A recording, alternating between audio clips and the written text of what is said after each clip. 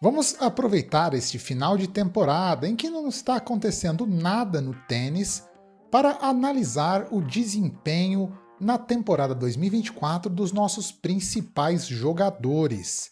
Neste vídeo em especial, farei uma análise sobre a principal promessa do tênis brasileiro que já vai se tornando realidade, João Fonseca, carioca de 18 anos, atualmente 145 da ATP. No vídeo seguinte, farei uma análise sobre Beatriz Haddad Maia, Thiago Wilde e Thiago Monteiro. E também, por fim, farei uma análise, um panorama geral, mais do que uma análise, sobre o tênis juvenil brasileiro, suas principais figuras. Como vai ser então o método que eu usarei para fazer essas análises? Primeiro eu vou traçar um panorama geral da temporada, depois apresentarei alguns dados sobre o desempenho, sobre as vitórias, sobre a progressão no ranking de cada um deles e, por fim, uma análise qualitativa acerca aí do que comentamos antes, aprofundando um pouco e também tentando analisar o que os tenistas podem evoluir e as expectativas para cada um deles na temporada 2025. Já se inscrevam no canal, curtam o vídeo, ativem o sininho das notificações e, sem mais delongas, vamos à análise de João Fonseca. João Fonseca teve sua primeira temporada no tênis profissional. Até o ano passado ele tinha alguma rodagem no profissional, mas muito poucos torneios. Alguns challengers com boas vitórias, como por exemplo uma vitória sobre o Thiago Wilde no ano passado, algumas boas apresentações em ITFs, mas a rodagem principal dele era no tênis juvenil, no qual ele foi número 1 do mundo e campeão do US Open, além de quadrifinalista de todos os grandes slams. Ele começou a temporada em 730 do ranking, conforme a gente vai ver, e a expectativa era de que ele avançasse no ranking, mas ele acabou dando um salto muito grande logo no começo da temporada, com as quartas do Rio Open e uma temporada de saibro fabulosa.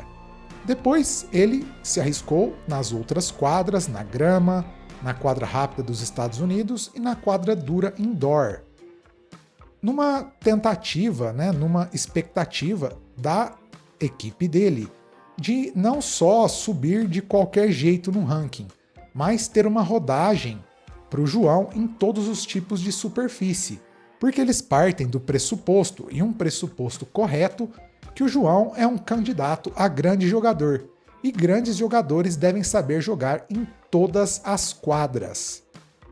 Os resultados do João depois da temporada de saibro não foram tão bons quanto da temporada de saibro, que foi excepcional, mas ele teve algumas boas vitórias e alguns resultados significativos, como o título do Challenger de Lexington, o avanço à final do quali do US Open, as grandes vitórias na Copa Davis contra Rafael Collin e principalmente contra Botic van der Zandschulp, e depois um fim de temporada na quadra do indoor muito pesada, mas também com algumas boas vitórias, como a sobre Martin Landaluce e sobre Billy Harris, ainda que tenha sido a parte mais difícil da temporada dele, condições aí muito difíceis de jogo. Eu acho que o saldo final do João Fonseca é excepcional. Afinal, ele termina a primeira temporada dele como profissional, na qual ele não jogou muitos torneios, ele jogou 22 competições, mais a Copa Davis, e ele terminou em 145 do ranking. E eu acredito que ele terminaria num ranking ainda melhor caso ele, ao invés de ir para diferentes tipos de piso, para a quadra dura indoor no final da temporada, ele tivesse optado pelos challengers de saibro. Não estou dizendo que tenha sido errado ele ir para a quadra dura coberta, apenas pontuando que eu acho que se o João vai para o saibro, ele possivelmente terminaria o ano entre os 100 melhores do mundo, se ele vai para o saibro sul-americano. Agora vamos ver um panorama geral com dados e estatísticas da temporada de João Fonseca, número 3 do Brasil, número 145 do mundo e uma das maiores promessas do tênis mundial. Começando então pelo ranking. João Fonseca iniciou a temporada na posição 730, que era uma posição que não era que não correspondia ao nível real dele. Ele já tinha um nível para um ranking bem melhor e rapidamente foi escalando o ranking da ATP. Terminará essa temporada na posição de 145, portanto aí um saldo de 585 posições. Bom, esse saldo por si só já valida que a temporada do João foi uma temporada muito boa. Eu diria que até acima da média do esperado, provavelmente do planejado da equipe dele para o começo do ano. Desempenho. Falando aí das vitórias. O João teve 32 vitórias e 23 derrotas na temporada. Em Masters 1000, uma vitória e uma derrota. Em ATP 250 e ATP 500, 4 vitórias e 5 derrotas. Copa Davis, 2 vitórias e uma derrota. Ponto alto da temporada dele junto com o Rio Open. Challengers, 23 vitórias e 14 derrotas. Foi aí o grosso dos jogos da temporada dele, né? A maioria dos jogos foram nível Challenger. Qualifies de Grand Slam, 2 vitórias e 2 derrotas. Atingiu a final do quali do US Open e perdeu na primeira rodada do quali de Wimbledon num jogo duríssimo contra Alejandro Morocanhas. Desempenho por piso. Saibro, 14 vitórias e 11 derrotas. Quadradura, 16 vitórias e 8 derrotas. Grama, 2 vitórias e 4 derrotas. E aí uma ponderação, apesar de ter tido mais vitórias na quadradura e menos derrotas do que no saibro, o nível dos torneios de saibro que ele jogou foram mais altos, né? Jogou mais ATPs, jogou um Master 1000. Portanto, o melhor piso do João foi com certeza o saibro, piso no qual ele somou aí boa parte dos seus pontos. Na grama, um piso bem difícil para jogar no profissional. João foi bem ousado de fazer um calendário de mais de um mês na grama e venceu apenas 2 jogos, mas teve uma rodagem muito boa para o futuro.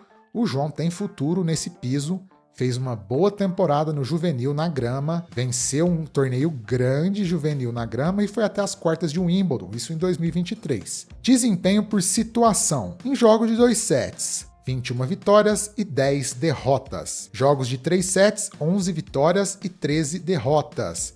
Começou o ano vencendo muitos jogos que iam ao terceiro set, mas depois acabou perdendo a maioria.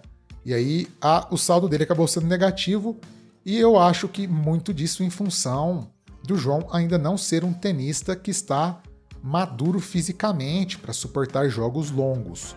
O João teve muitas derrotas duras no terceiro set, inclusive após salvar match points no segundo, após viradas.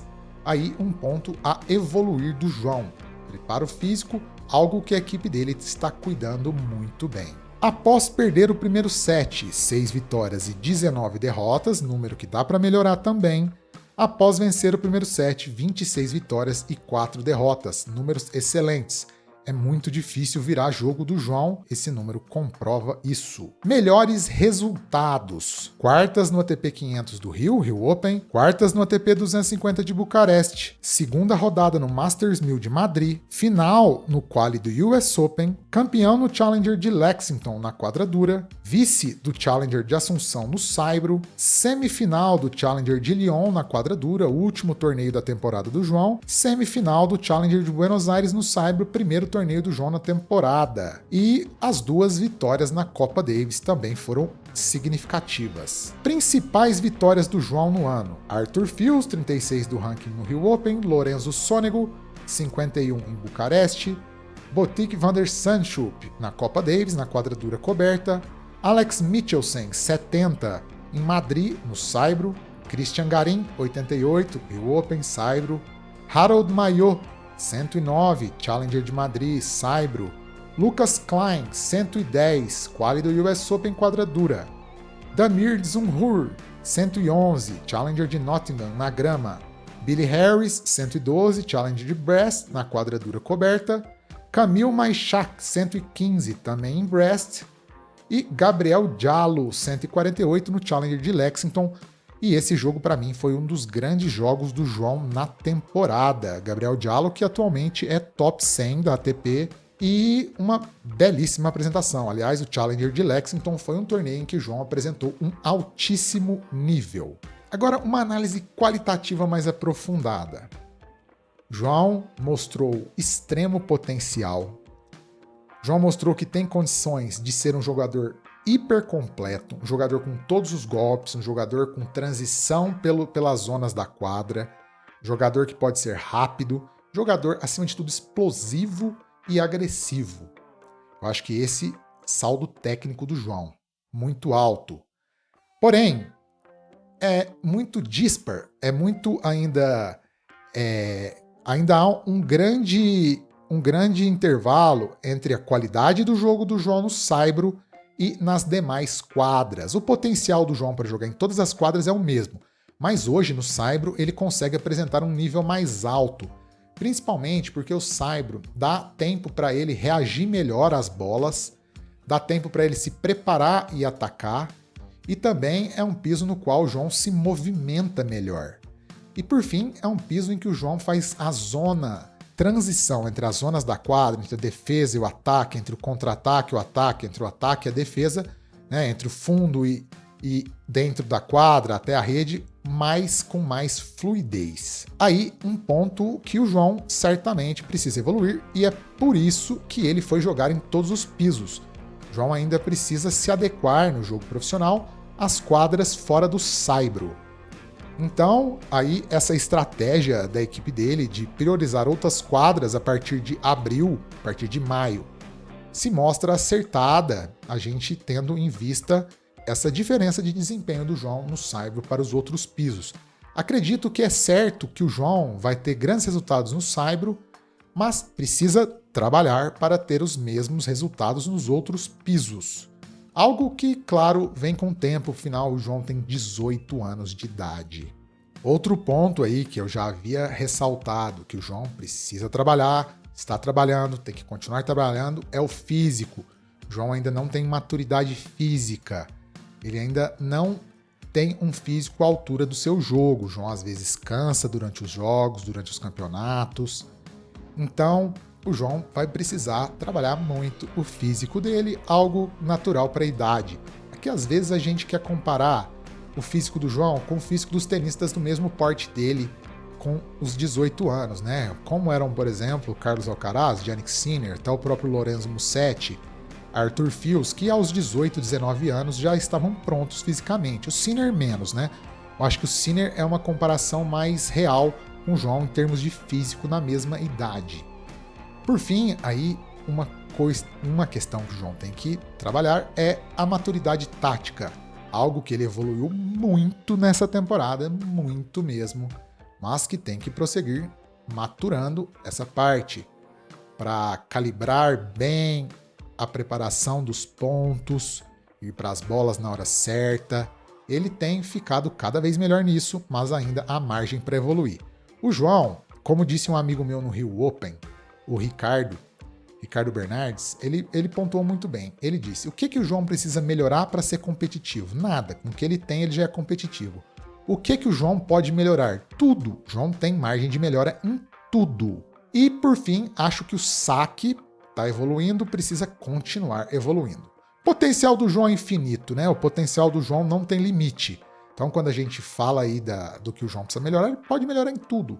O que é uma grata notícia, porque ele já joga um tênis de bom nível, de altíssimo nível, e ainda tem margem para melhorar muito, muito. O João, ele tem tudo para ser um grande jogador, isso aí a gente já não mais duvida. Expectativas para o João na próxima temporada. Vai começar o ano tendo que defender muitos pontos, né? Até abril ele tem o grosso dos pontos dele para defender, mas a minha expectativa é que o João entre no top 100 e se consolide por ali. E eu acho que ele tem condições, dependendo do quão rápido ele entrar no top 100, de avançar ainda mais.